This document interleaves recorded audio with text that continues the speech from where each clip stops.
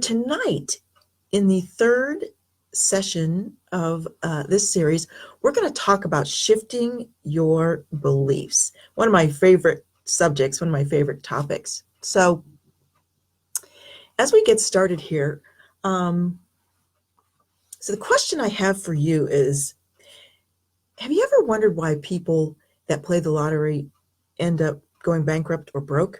You ever thought about that and wondered that?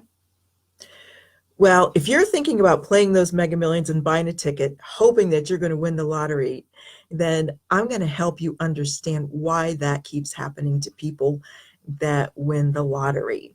So we're going to talk a little bit about that tonight. So welcome, welcome. And if you jump on, just tell me hello or hi or share with me where you're from.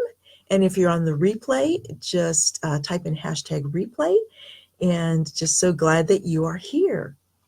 So what I would like to do before we jump into tonight's topic is I would like to recap what we've done in part one and in part two.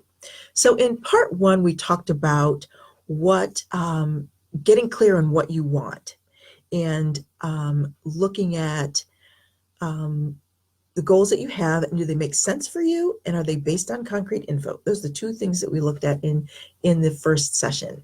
And in part two, we looked at raising your money set point, and we looked at your set point being based on your subconscious and limiting beliefs, just like in the cruise control in your car, that those subconscious and limiting beliefs will keep you set at a certain income or money set point. And in the end, we did an exercise to look at increasing your income in a way that was believable, but a little bit out of your comfort zone, so it could bring up those limiting beliefs that are hiding, lurking underneath, so that we could tonight take a look at them. So that's what we're going to do tonight. So we're going to dive right in. So the question might be, how are your beliefs creating your experience? So there is a formula for that. You may have heard of this before, and type in the comments if you have. And also, I'd love to have you share any questions, comments, observations that you have as we go through this, and I'll be happy to respond to them. So the formula is your thoughts lead to your beliefs, lead to your feelings, lead to your actions, lead to your experience. This is how you it's experiential formula, and this is the pathway for what you're creating in your life. So you can always look at what's out picturing or what you're experiencing in your life and lead it back to these originating sort of buckets. So it's thoughts that you have, lead to the beliefs that you have, lead to the feelings that you have, lead to the actions that you take, and creates the experience that you have. So your current experience, especially with money and income, is based on this formula. And so there's another layer that a lot of people don't talk about, and it's the levels of belief. I'm hearing some people talking about it now, but I'll explain it to you. So our beliefs are created on 4 different levels. So the first level is the society level. So that's the level of the society that we live in. Here where I live, we live in the United States. So our beliefs, and this can be true, just so you know, everything we're talking about tonight can be true about money, relationships, career, every area of your life, spirituality, health. So these limiting beliefs and the way that they are set and how you can shift them applies to all areas of your life. So keep that in mind. So when we talk about money, our societal beliefs are based on the society that we live in. So here where I live in the United States, we have certain beliefs about earning income, working hard, whether you have a job, whether you're an employee, having a business, debt, credit, savings. There's a whole series of beliefs that we are born into based on the society that we live in, which compared to another society, whether it's a different country, think about a third world country, and the beliefs that they have about money are very different than those that we have here in the United States. So your beliefs are first on that level, the beliefs from the society that you're born into. The second level is your community. So you could be in a community, whether it's a spiritual community, whether it's a local community, whatever community that is, that also has, certain beliefs that you might have. So take a religious or spiritual community. I know the spiritual community that I was in. Many of the people in that community believed that they had to work hard and couldn't be paid for using their gifts and talents. So that's a very specific belief about money that was held in that environment, in that community. So your community can contribute to the beliefs that you have. So that's the second level. The third level is your family of origin. And this is one of the most powerful levels, because this is where you begin to build the beliefs that um, lay dormant and hiding, but run the show on a subconscious level. So you may know that when it comes to money, there are some families that believe that we have to work hard, that there's some families that believe that we have to have handouts or we have to have help, that we're never going to get out of debt, that you might be in a family that says you need to have a job, having a business is crazy, and in the opposite, you need to work for yourself. Working for somebody else, it doesn't make sense. So there's lots of beliefs about money, about savings, about credit, that are developed and experienced at the family level. And they run a lot of the show. They really do. Because I find that when I work with clients, most people have what I call a money story. So they have 2 to 3 pivotal money stories, and they really were ingrained, probably before they were 10 years old. So this family belief system is really strong for people. And then the final level of belief is your own personal belief. So you might have an experience with starting a business and losing it, going bankrupt, going through a divorce, losing money. You might have been a lottery winner and lost your money. So that creates another level of beliefs. So first we have the formula for beliefs, and then we have the beliefs that are built based on those thoughts, feelings, actions in those different levels. So do you see why it's kind of hard to change your beliefs? So share with me in the comments if you've ever heard of this, if this is making sense for you, and if you can relate to having beliefs at a different level. So then the next question is, how do I discover my beliefs? So there's a couple different ways to discover your beliefs, and we started that process at the end of the first, part 2 video of the video series, where I had you do the exercise, and then I asked you to be aware of and observe what your feelings and your thoughts were. So my question to you is, if you did that exercise, and if you didn't do that exercise, please go back, look at part 2 video and do that exercise, and then share with me what feelings, thoughts came up when you looked at that. First of all, the current income that you're making, kind of what was the belief about that, and then the new level that you were choosing to increase to. When you looked at that number, what showed up? And we talked about yesterday that it could be things like fear, like, oh my gosh, I'm never going to be able to do this, or oh my gosh, I'm never going to be able to keep up doing this, or I'm not going to have enough time to have a life, I'm going to have to work so hard. And all of these things that are coming up and maybe have come up for you will and can be traced back to the limiting beliefs from those different levels. So that's one way, and we call that reflection. So two things: judgment free awareness. So you were being aware, if you did that exercise, being aware of some of those limiting beliefs, and then reflection. So reflection can come in the form of, maybe you journal. Maybe you're somebody that's a journaler, and so you can journal your thoughts.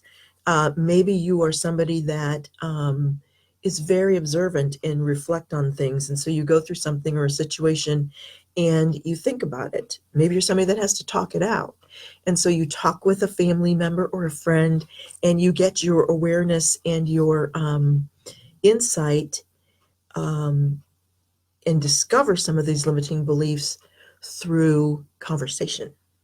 So that's just a couple of ways that you can become aware of your limiting beliefs. Um, So when it comes to limiting, I have so much information, you guys. This is one of my like topics that I'm passionate about. So I'm trying to be very discerning about being succinct and not go on tangents because I have a lot of information I could share with you. So I think what I want to share is, let's see, when it comes to beliefs, um, they actually, okay, this is what I want to say. Your beliefs are ingrained at a certain time in your life, and that can be through, it's always ongoing. You get thoughts, feelings, beliefs, and you get a belief system. But the ones that are early on, that are kind of your, what I call your core beliefs, are set at a time when they might have served you, or you have been through trauma. So let's say, for instance, I had a client that had an anchored belief that um, she could not have what she wanted. And that belief was formed at a time when she was young, and that she was in a family where they didn't talk about money and she couldn't ask about money. So she felt that she could not ask for what she wanted or talk about money. So that belief is formed at that early age. Well, when those beliefs are formed, they don't sort of travel with you in your life, okay? Those beliefs are formed, and then you grow up and you have experiences.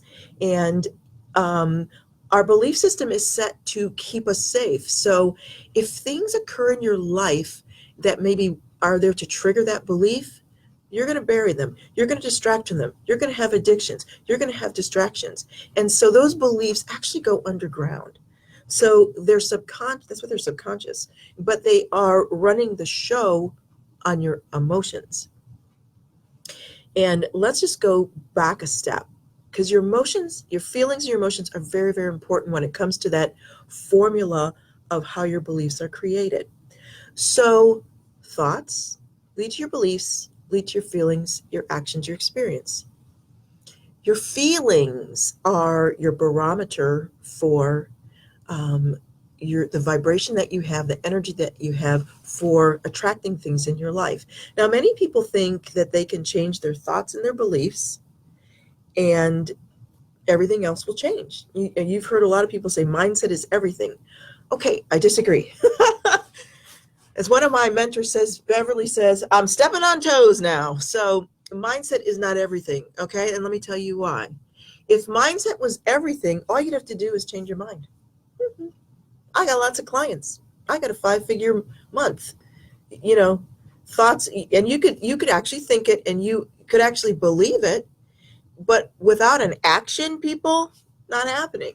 Without a phone call, without using your computer, without getting on Facebook, without taking actions, it's not a thing of its own. So mindset isn't everything. It is a major part of it, but it works in conjunction in the formula with actions creating your experience. So just had to say that. So back to feelings. So feelings are the barometer for attracting what you want. So when you have that feeling, you put off like a vibe. And this is kind of a law of attraction thing. I call it deliberate attraction, because law of attraction actually sometimes can have a bad connotation, and people will tune out when they hear that. But this is just, it really is a law. And and here's the thing, you can believe it or not, guys, but it's happening. So jump on board and work with the law, because it's happening whether you believe it or not. And I'm going to tell you why. So um, your attracting parameter is your feelings.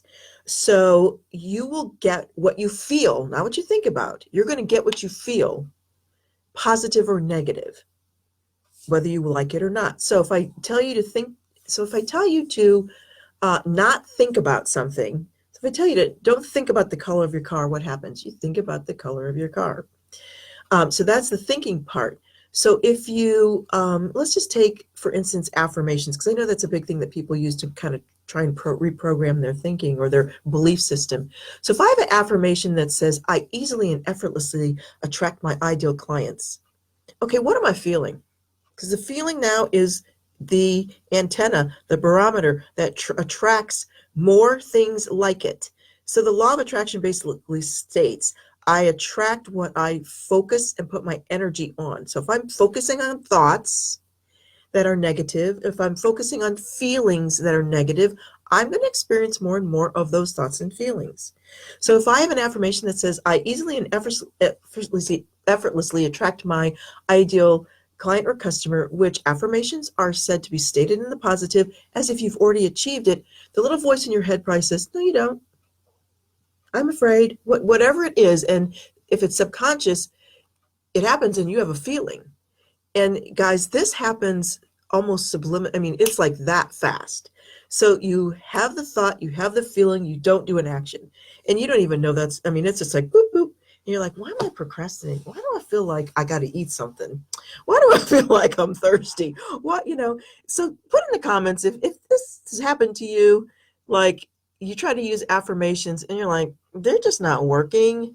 This is why, because affirmations will work if you believe them. So I have a little trick that you can use for your affirmations. I call them powered up affirmations.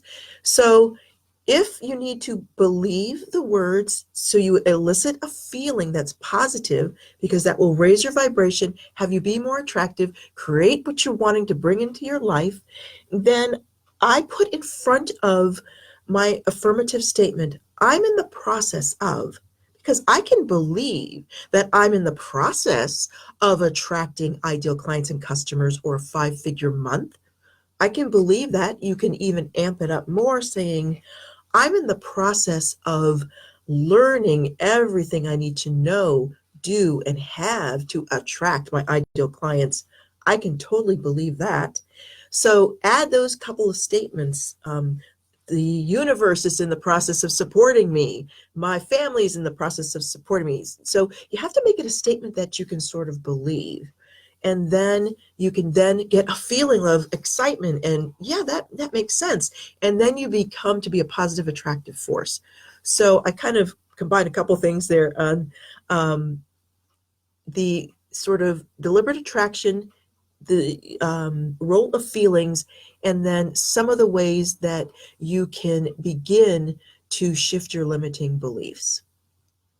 So the formula for shifting your limiting beliefs is the same as the formula for manifesting, which is your thoughts need to be aligned with your beliefs, feelings, and actions. So for what you want to achieve, those thoughts need to be aligned with what you want to achieve. So if you're wanting to have a 5-figure month, then you cannot be in a conversation about complaining about what you don't have, because if you think about the color of your car, what do you get? If you complain about what you don't have, you're going to get it.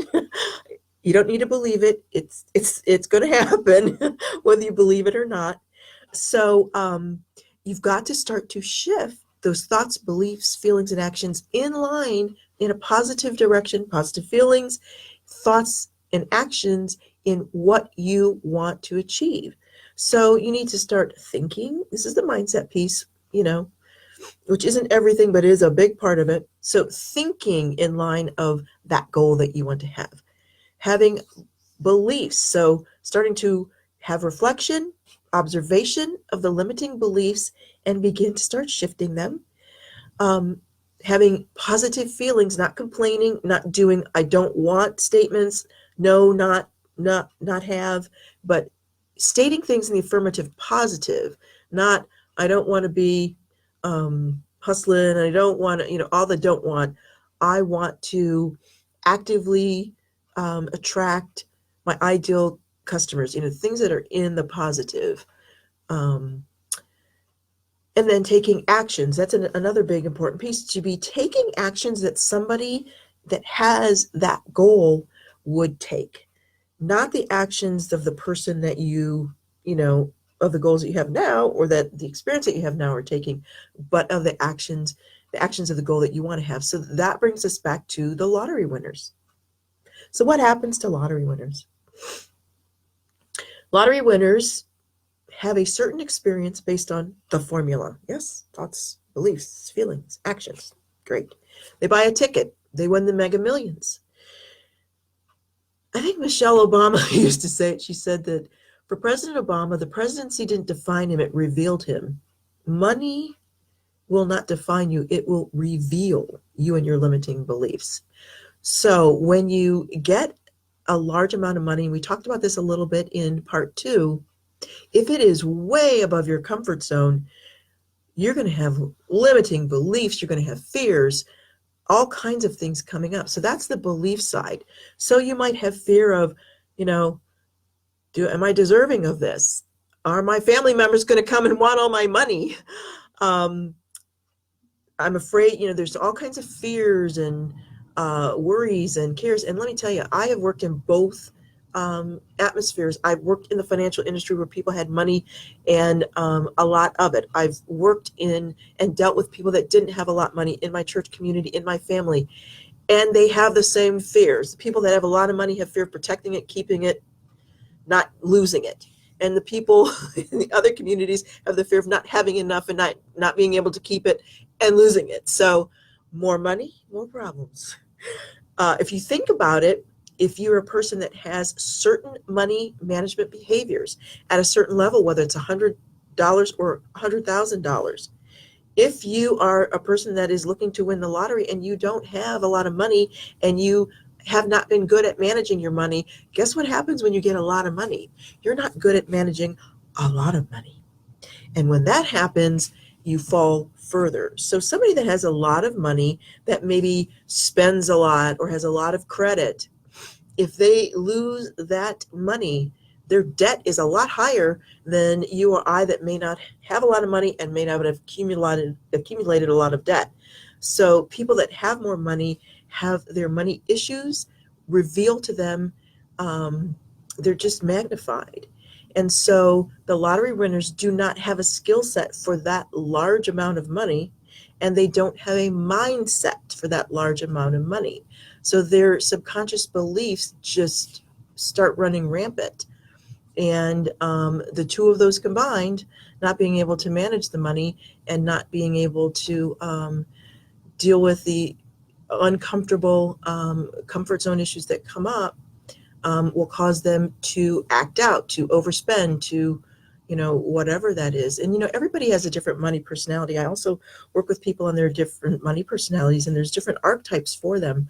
And depending on your archetype, you might have good money boundaries and you might not. So if you have people or family members that know you won the lottery and they start hitting you up for that, you're going to start giving things away. You're going to start people pleasing. So all of these behaviors and unconscious beliefs and actions that you have when you don't have the money are magnified.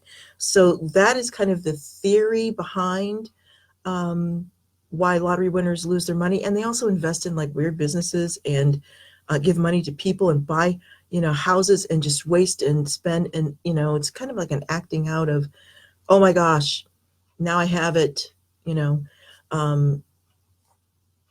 It's like a teenager, getting your checkbook or whatever. They just act out in different ways. And that's kind of what happens, unfortunately. So I would say that a person that wins the lottery, if you were playing that Mega Millions, that you need to call me immediately. And we're going to shift your money beliefs so that you can, number one, like part 1, choose what you want. What do you want? Get clear on what you want to do with this big, large sum of money. Number 2, get that money set point moving up in the direction, in the upward direction, because you don't have a set point for that right now. And number 3, tonight, start shifting those beliefs so that you can maintain whatever it is that you're choosing that you want as your goal. So there's several tools that I want to talk about that people use to shift their beliefs. One we talked about was the affirmations and using a power of affirmation. There's several different ones, and I'm always fascinated by what people do to shift their beliefs. So if you would share with me in the comments what you've done in the past that has been successful in shifting your beliefs, I would love to know that. I personally use my powered up affirmations. I use the law of attraction, different tools in deliberate attraction. I use EFT. Now, let me say something about EFT. EFT, emotional freedom, emotional, keyword, freedom technique. EFT is kind of a scientific practice that works on the emotions. So it's not working on your thinking. You're thinking your way through it, but it's actually a meridian, which is acupressure points. So the meridian, your body has energy meridians on it. And when you do acupuncture and acupressure, it moves the energy in your body. And EFT or tapping does the same thing, but is done in conjunction with your thinking. So your thinking leads you to those emotions like we talked about in the formula. And as you're thinking or talking yourself through those thoughts, you start tapping on these different energy points. And it actually is a way to temper emotions. So if you have negative emotions, fear, anxiety, different things about situations or illness or whatever, it will start to bring those down. And to lower those emotions. So you look at a scale of 1 to 10, how intense is the emotion, and it can bring it down. Or you look at the scale from 1 to 10 when you're starting, to see how true something is to you, and you can start bringing that down. Now, why that's important is, and I'm going to go into a little bit of a technical thing here, scientific technical. I'm an emotional brain training certified provider.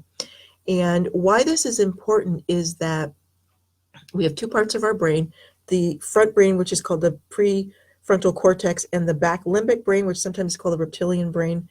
There is another part, but those are the main ones that we're going to talk about. What happens when you have something that gets triggered or you have an emotion, your prefrontal cortex is your thinking, reasoning, logical, organizing. Both of these brains cannot work at the same time. So when you are triggered or have an emotion of something, whether it's we're bringing up emotions as we're working with money. And when I work with people, the limiting beliefs come up, the feelings come up. You're in your reptilian brain, your limbic brain. And so you're not doing prefrontal cortex thinking. You're in the feeling brain, which is totally emotion based. And what happens is when that brain gets engaged, it is fight, flight, and a lot of people don't know there's a third one, freeze. So you think of an animal either runs, fights, or freezes and hides. And we do that as people. Have you ever felt frozen? Type that in the comments for me. Have you ever just felt frozen, like you were trapped or frozen? You couldn't, even in your business, that you just couldn't take any action. You couldn't take a step. And that is one of the responses from the, there's a name for the response. I can't put my finger on it right now. But when that limbic brain engages, it is like a wiring in it's actually a scientific wiring in your brain. So there's a trigger, you get the feeling, your brain is wired, and your brain has circuits, and it goes boop to the circuit. So it goes to an experience that you've had, and it is wired in that direction. So you have a reaction based on that wiring.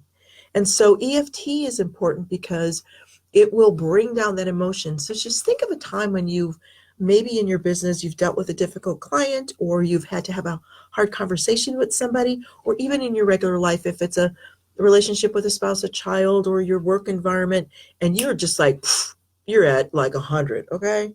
And you're not even thinking straight. It's like, you're ready to type that email that you should not send, right? Don't do that. You're so amped up with that emotion. Well, EFT is really good at bringing, if you can remember, because the front of your brain is where you'd sort of be thinking about that kind of thing. But if you can remember, you can just do some, just tap right here. Just tap right here on your eye. Just tap right here. These are some of the points. That will start on your head.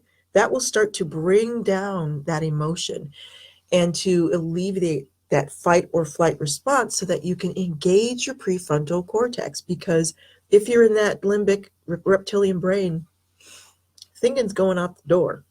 And that's why we do irrational things. That's why people do irrational things when they're in their emotions. So EFT is a technique for sort of not directly working with limiting beliefs, but helping to bring down that emotion, which is very important in our deliberate attraction.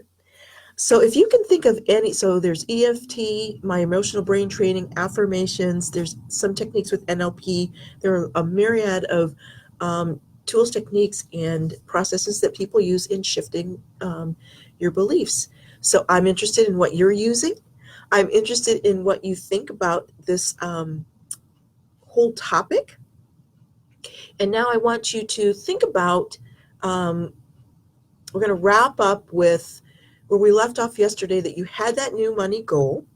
And when you think about whatever the beliefs that are coming up about that, whether it's fear, whether it's, I can't have that, I'll never make it, I don't have time for that, I want you to start to think of ways that you can begin to shift those so that you can align the thoughts, beliefs, feelings, and actions with what you do want. So start with your words, start shifting that. So say it's, I can't do that, it's impossible. We want to start shifting that so that it is possible, that you start shifting your language, that I'm in the process of figuring out how it is possible. So start with your words, start looking at your emotions, start looking at ways that you can, journaling is a great way to get your emotions out so that you can see them and begin to process them. If you're interested in this is one of the things I am, if you can not tell, I'm very passionate about this because let me just share quickly why I am. Because most of the things that come up when I work with people in their limiting beliefs, they come to me because of money situations, but the limiting beliefs that are the core beliefs are usually universal. So they are about not asking for what you want in relationships, health, business, life, not having enough money, time, energy, love. And so what happens is when they begin to shift these limiting beliefs, their whole life is transformed. Their whole life shifts because these are core beliefs that span every area of their life. So if you're interested in seeing how I can support you further in any of the things that we talked about each of the nights, in establishing what it is that you desire and getting clear on that, in looking at your money set point and getting clear on the concrete information that you need to look at your income goals, and then thirdly, to look at and shift those limiting beliefs, I'd be happy to hop on a call with you and we can connect and explore how I can support you further in your journey. So I'm so glad that you were here tuning in, and I hope to see you. I hope to be going live in the group and be posting more videos and information about how I can help you to manage your money and master your mindset. So I don't think I told you, if you're new to me and you've waited this long in the video, just to share, I'm the money and mindset coach helping female entrepreneurs manage their money in ways that are easy, simple, and that work and are customized for them, and master their mindset so that they can create the life and business of their dreams. All right, have a great evening.